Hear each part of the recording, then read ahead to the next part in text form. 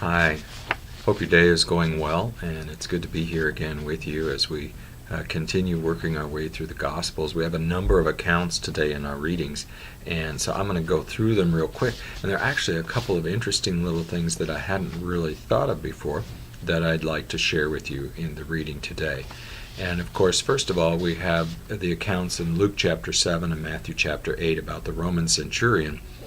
And what's interesting about this is a man, as he says, he commands others and they do what he says. A centurion, by its very name, gives away the fact that this man would be over 80 to 100 soldiers.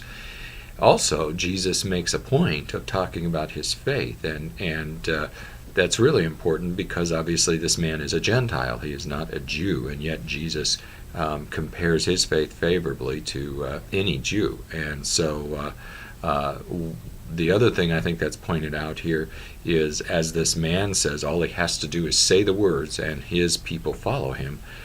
Jesus expresses that same power and authority with his words. All he needs to do is speak, and it is done. And I think that's the kind of God we would expect, and that's certainly the kind of Savior we would want, is a God who literally only has to speak, as we hearken back to creation itself, and it is done.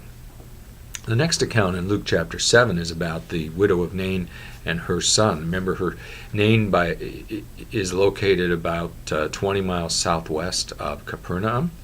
And this woman's husband obviously has died, and now her son died. And of course, in that culture, it's very important because all of the estate kinds of things go through the male line. And she's losing the heir to all of that they own. And so obviously she would be in very dire straits at this point. And here, what's interesting is it says Jesus has compassion on her. We know that he raises this son from the dead.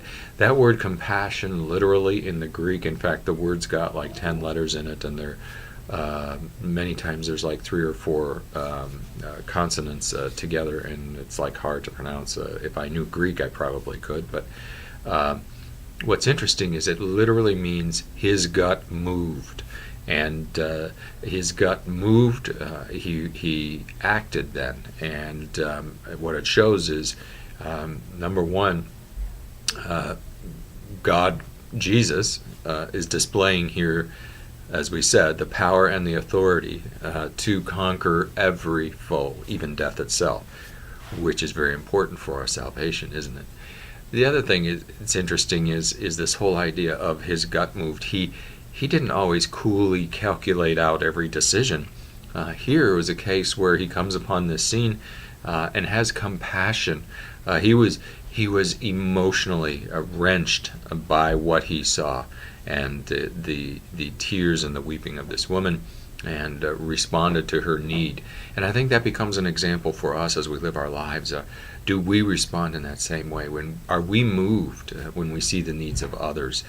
If not, then something in our heart must not quite be right, because clearly that's what our heart does. It points us to those places of need. So we move on. Another account, we get this account of Jesus and his relationship to John the Baptist. I think this one's really interesting because in the midst of it, John sends his followers to Jesus. All we can think here is that John is wondering if Jesus really is at this point, because Jesus is not clearly fulfilling the expectations that John had initially. And if you go back to the first few chapters of Matthew, you can see some of the expectations as John thunders it out with his voice and lets people know what this Savior, this Messiah who is to come, is all about. And yet he sends his followers to Jesus to say, "Are you the one, or should we look for another?" And Jesus clearly here says, "I am." And I'm wondering, how often does God not meet your expectations? I know there are times when I think in my own life that I would hope that God would do something or expect him to, and he doesn't. And we learn very clearly here that God does not and is not moved by our expectations. God is fulfilling his plan. It's our job to fit in with his plan. It's not his job to fulfill our expectations. And then Jesus makes this account or speaks to this unrepentant people. Almost felt like I was back in the Old Testament here. But it clearly bothered Jesus. John thundered in his voice and roared and yelled at people about the good news. Jesus is proclaiming that good news, and yet he's distressed by the fact that there are still so many people who are unrepentant. And that's still true today. He says, "Come to me." I think what's fascinating here is when you see it in that light, when you look around and see all the trouble and the strife. Okay, I'm having a problem with my eyelash. All the trouble and the strife going on. Why would anyone want to choose the way of the law, which is really what people all through history continue to do, is they would rather work out their own righteousness under the law as if they really could, as opposed to the yoke of the gospel, which is light, which Jesus says, "My yoke is light." It's an amazing question. Obviously, it's how Satan works in us to make us even want to turn and follow blindly after something that's unattainable and is only going to bring despair and despondency, as opposed to the good news of salvation through Jesus. That's a fundamental question and speaks to our sinful nature. And finally, Luke 7, the sinful woman. I think there are a couple of questions here that we might ask as Jesus is reclining and having dinner with the Pharisee, and this sinful woman, adulteress, comes to him and starts cleaning his feet. I think, are we more like the Pharisee, who begrudge those that we think are less than us or are undeserving of God's grace? Or are we more like the sinful woman who knows her sin, knows that she does not deserve God's special favor, and yet receives it and in turn loves him much? That's really the question Jesus is asking, and I think he's asking us today. The second thing in this account, I think, is what it comes down to is the Pharisee did not have a belief that somehow there was anything redeemable in this woman. Do we really believe that God can and will change people's hearts and lives, or do we not?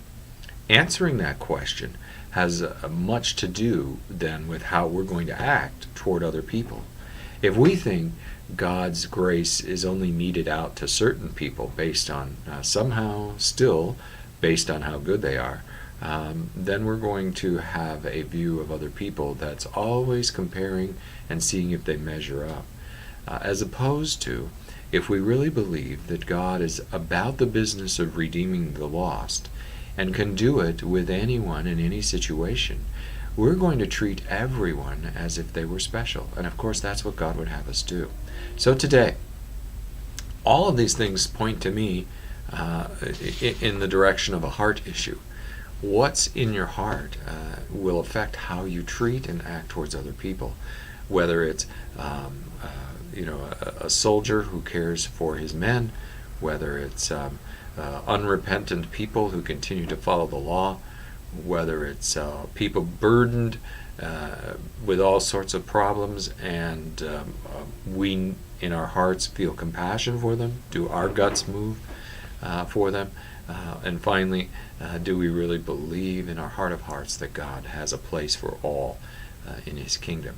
Those are some fundamental questions, and Jesus again is doing a new thing by asking them here and looking to see if anyone is going to get it and have the answers. And the truth is, without his Spirit's power in our lives, we won't. So certainly some things to ponder today, and I'm looking forward to talking with you again in a couple days. Bye.